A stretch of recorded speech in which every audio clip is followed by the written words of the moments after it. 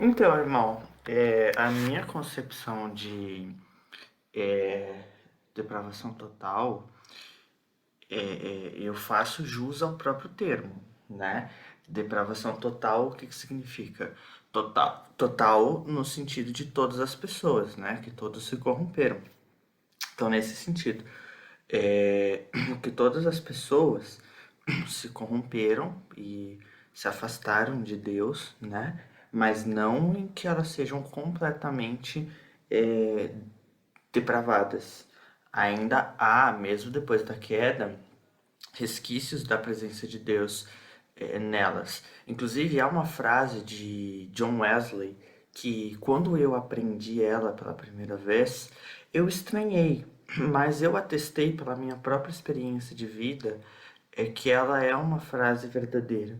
John Wesley disse, e eu tenho como provar isso, que isso é verdade, até mesmo com a minha própria vida. John Wesley afirmou que é possível que algumas pessoas tenham alguns, veja só, ele não disse todos, ele disse alguns é, frutos do espírito antes da conversão.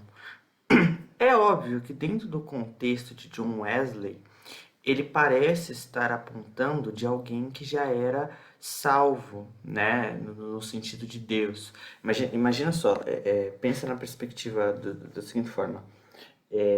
Deus, ele conhece o futuro, então Deus sabe quem vai aceitar o evangelho ou não. Então, as pessoas que vão aceitar o evangelho já podem manifestar antes da conversão alguns resquícios dos frutos do Espírito, né? Foi o que John Wesley afirmou.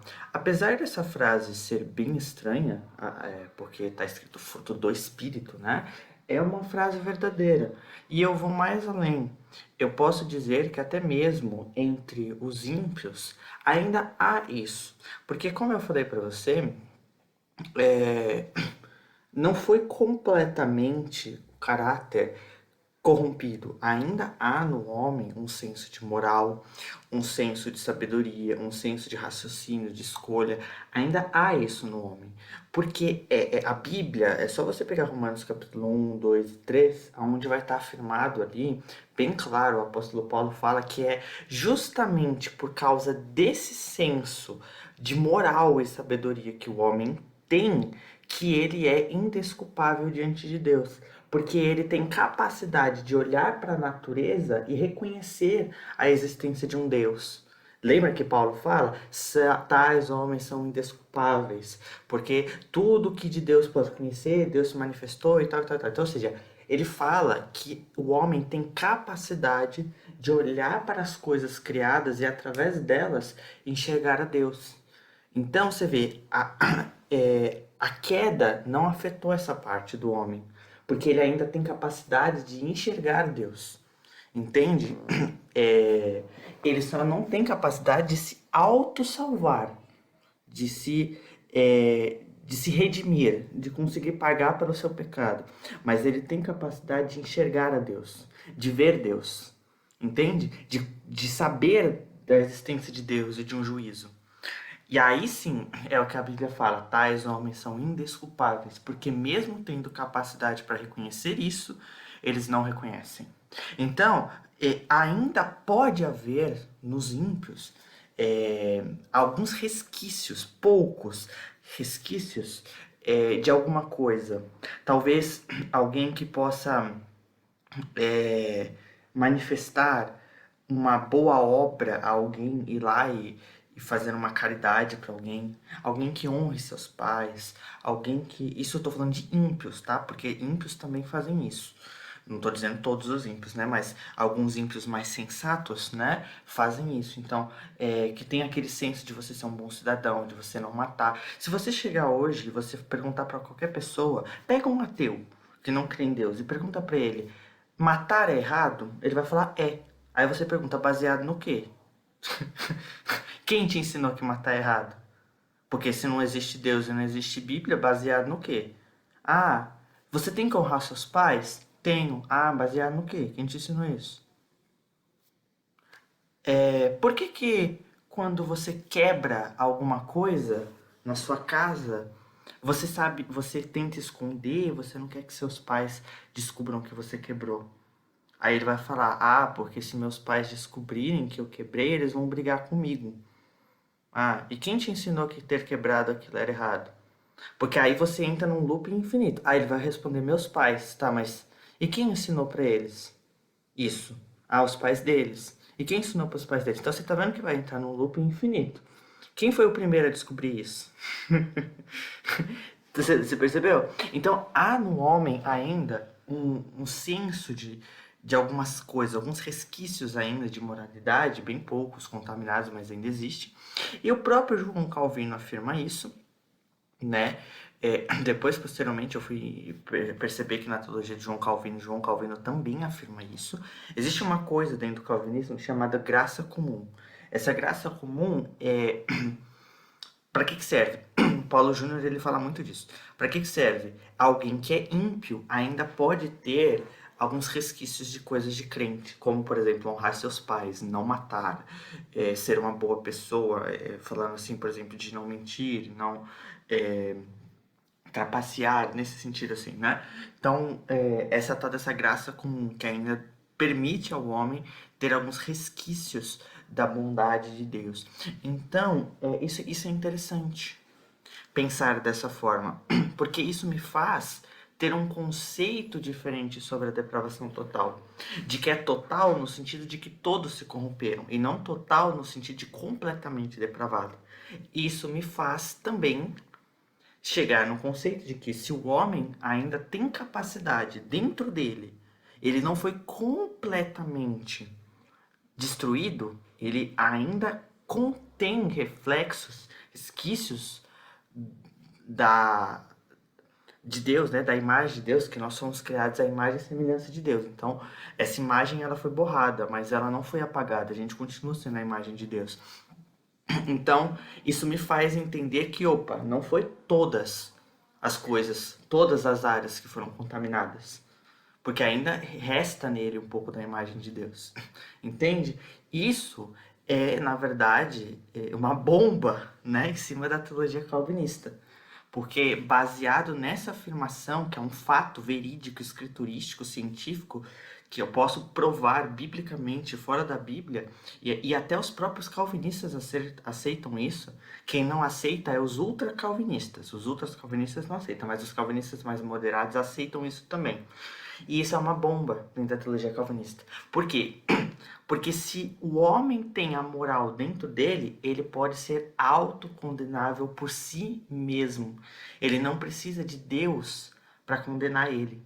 Você percebeu a questão aqui? Ele se autocondena. Então não há mais a necessidade de Deus predestinar pessoas ao inferno. A pessoa se joga lá no inferno sozinha. E ela é culpada por si própria. É o que a teologia arminiana vai afirmar. Que não é Deus que é o culpado, que predestinou a pessoa pelo inferno, que não quis salvar a pessoa. É a pessoa que, mesmo tendo conhecimento desse Deus, se autocondena. E por isso, no dia do juízo final, é indesculpável. Porque, mesmo tendo conhecido a Deus, não o glorificaram como Deus, nem lhe renderam graças. Lembra lá, escrito lá em Romanos 1, 27? Lembra? Aí Paulo conclui lá no versículo 31 e 32. Tais homens são indesculpáveis, porque eles sabem que isso é errado, e não somente sabem, mas aprovam aqueles que fazem essas coisas. Então está escrito lá em Romanos 1. Então isso me faz ficar maravilhado diante da criação de Deus. Eu acho isso uma questão muito fantástica, né? Porque como Deus conseguiu, né, fazer com que tivesse duas revelações e se comunicar de duas formas tão diferentes, né? Para quem é cristão, Deus deu a Bíblia, então tipo para nós isso não é é, tão magnífico, porque a gente já conhece isso, porque lê a Bíblia, mas tipo, saber que Deus ainda assim será justo condenando um ateu, porque mesmo que ele não leia a Bíblia, ele não tem como argumentar, ah, eu nunca li a Bíblia. Aí Deus vai falar, mas você tinha consciência de que não podia fazer isso. Então, ou seja, para mim isso é algo fantástico de como Deus foi sábio na hora de executar o seu julgamento. Por isso, irmão, essa teologia que eu estou apresentando aqui para você, que é a teologia bíblica, ela é justa e limpa. Por quê? Porque ela tira completamente a culpa de Deus e coloca no homem. E isso é bíblico. Quem fez isso foi o apóstolo Paulo. O apóstolo Paulo disse isso. O apóstolo Paulo declarou que o homem conhece a Deus, conhece a moral, mas prefere ficar no erro. Né? Tendo conhecido a Deus, não o glorificaram como Deus, nem lhe renderam graça. Antes se desvaneceram seus discursos, aí adoraram, fizeram imagens e tal, Romanos 1. Né? Então, você viu o quê? Você vê Paulo dizendo, o homem conheceu a Deus, mas preferiu o diabo. Então aqui eu vejo Paulo descrevendo o livre-arbítrio, fica estampado. Paulo dizendo que Deus não tem culpa no pecado deles. E Paulo dizendo que os cristãos conheceram a Deus através da Bíblia e serão julgados através da Bíblia, mas os não cristãos serão julgados pela moral que Deus colocou neles. Então isso me faz ver um Deus justo que não precisa predestinar pessoas ao inferno para poder glorificar a si mesmo, como os calvinistas vão dizer. Por que Deus predestina pessoas para o inferno? Ele faz isso para que a glória dele seja mais manifesta, porque em uns ele ganha glória condenando e em outros ele ganha glória salvando. Essa é a explicação que os calvinistas dão, tá? Todo mundo fala isso, não sei se você pensa assim, mas os calvinistas respondem assim. Jonathan Edwards, que era calvinista, ele falou isso na pregação dele, que Deus ganha glória condenando e salvando. Só que aí é o que eu falo, Deus não precisa condenar ninguém para ganhar glória. A pessoa se autocondena. Ele não precisa criar alguém para destruir. A pessoa se autodestrói por si própria. Entende? Esse é o ponto da teologia arminiana e a teologia que eu acredito também, né, que eu vejo nas escrituras. Então é assim que eu entendo o conceito de depravação total, tá? Então basicamente é isso, meu irmão. É assim que basicamente eu vejo a depravação total, não como algo de depravação no sentido de que todas as características do homem foram corrompidas, mas como no sentido de que todo tipo de classe de pessoa foi depravada, né? Isso aí, quer gentil, quer judeu, não importa, todas as pessoas foram depravadas e todas as pessoas dependem de uma salvação. E é por isso que Deus, no dia do julgamento, será justo. Por quê? Porque no dia do julgamento, ele tem capacidade, né, no caso Deus, de ser justo com as duas pessoas. Por quê? Porque os salvos, ele salva pela graça e não por merecimento. E os ímpios se perdem não por um decreto de Deus, mas pela sua própria maldade. Entende? Como que se encaixa perfeitamente. O ímpio se condena pela sua própria maldade e o salvo é salvo pela bondade e graça de Deus. Então é por isso que no dia do juízo final eu tenho uma justiça mesmo, um juízo mesmo justo. Agora, se eu for entrar pela teologia calvinista, né, eu já não consigo enxergar um juiz justo. Por quê? Porque um juiz que rejeita pessoas, então é como você falou aí, que a fé é um dom de Deus. Então, olha a implicação que isso dá. Eu não vou nem dizer se é ou se não é. Eu vou trabalhar na implicação que isso dá, tá? Então vamos trabalhar. Você disse que o Vai Lá te apelou, dizendo que a fé não é um dom, né? No momento de desespero.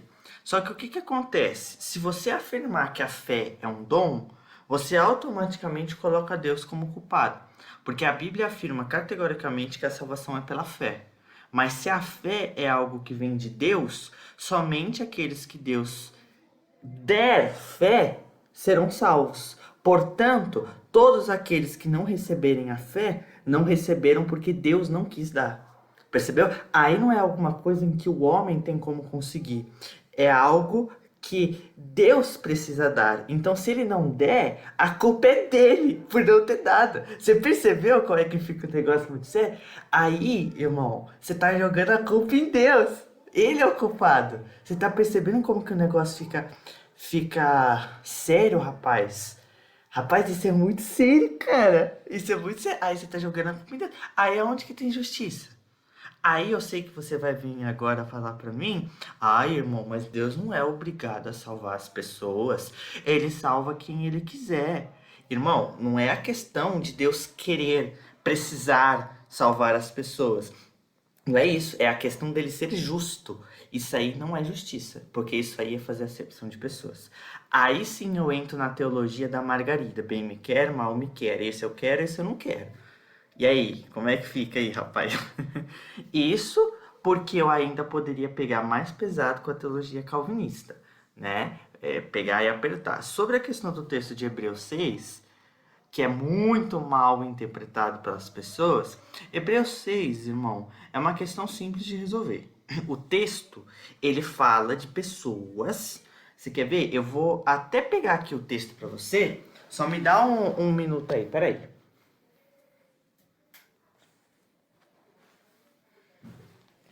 Vou abrir aqui o texto aqui na minha Bíblia ACF, para ler aqui para você, na ACF, que eu tenho ela aqui do meu lado, que o texto ele é autoexplicitativo. Tô lendo aqui na ACF, para você ler. Acompanha a leitura aí comigo, ó. Hebreus 6. Por isso, aqui é uma conclusão, né? Deixando os rudimentos da doutrina de Cristo, prossigamos até a perfeição, não lançando de novo o fundamento do arrependimento de obras mortas e de fé em Deus, e da doutrina dos batismos e da imposição das mãos, e da ressurreição dos mortos e do juízo eterno. E isto faremos se Deus o permitir. Aqui eu estou lendo desde o início do capítulo 6. Então, o que o escritor de Hebreus está fazendo? Ele está falando com crentes. Olha o que ele fala, deixando os rudimentos das doutrinas de Cristo, ele está falando aqui do beabá, do início da doutrina de Cristo. Olha o que ele fala do batismo, do arrependimento, da fé, do juízo, da ressurreição. Ele não está falando com ímpios, ele está falando com crentes. E outra coisa, além de ele estar falando com crentes, ele está falando aqui das doutrinas fundamentais da fé. Ele fala, nós trataremos sobre isso posteriormente, se Deus quiser. Então, olha o que o escritor está dizendo aqui. O escritor de Hebreus, tá? Vamos lá. Porque, olha o versículo 4. É impossível que os que já uma vez foram iluminados, olha só, e provaram o dom celestial, ou seja, o dom do céu. Celestial aqui é um genitivo atributivo. O dom do céu, ou seja, não é qualquer céu. O genitivo atributivo, ele realça o substantivo com o qual ele qualifica. Então é o dom celestial, não é um dom de Satanás, é o dom que ele foi recebido do céu. E foram, né, e se tornaram participantes do Espírito Santo. O que é isso? Se tornar participante do Espírito Santo é o que, irmão? Não tem como falar que isso aqui não é um crente. E provaram a boa palavra de Deus. Olha lá, provaram a palavra de Deus. E os poderes do século futuro. Ou seja, aqui, rapaz, ele tá falando até de milagres, né? Mas vamos lá. E os poderes do século futuro recaíram, sejam outra vez renovados para o arrependimento. Pois assim, quanto a eles, de novo crucificam o Filho de Deus e o expõem ao vitupério. Porque aí olha, ó, vamos por partes. Ele aqui vai falar, eles caíram, eles recaíram de novo, né? Então, o que acontece? É alguém que estava na fé e que ele cai, né? Ele sai da presença de Deus. Só que ele vai dar características. Ele não está falando de um simples esfriamento da fé. Ele está falando de uma apostasia geral. Ele não está falando de um esfriamento da fé, como você citou ali em cima. E a pessoa vai lá, ela se corrompe e depois ela quer voltar para Cristo. E aí o pastor vai ter que virar para ela e falar, não, meu querido, você caiu, nós não vamos aceitar você aqui mais não. Sinto muito. Não, irmão, ele não tá falando desse tipo de coisa. Você tá vendo como os calvinistas interpretam o negócio errado? Ele não tá falando disso, de uma pessoa que se esfria na fé e volta. Ele tá falando de alguém que apostata geral, porque ele fala que é impossível. Você vê que é algo da própria pessoa. Ó, presta atenção. E recaíram, sejam outra vez reprovados para o arrependimento. Olha o que ele vai falar. Eu tenho um conector aqui. Pois, assim, quanto a eles, de novo crucificam o Filho de Deus. Então, é algo que parte deles. Eles não querem voltar. Eles crucificam o Filho de Deus. Você percebeu aqui? Não é alguém que caiu e quer voltar. Não, é alguém, olha lá, que crucifica o Filho de Deus e o expõe ao vitupério. Ele está falando de gente que não quer voltar.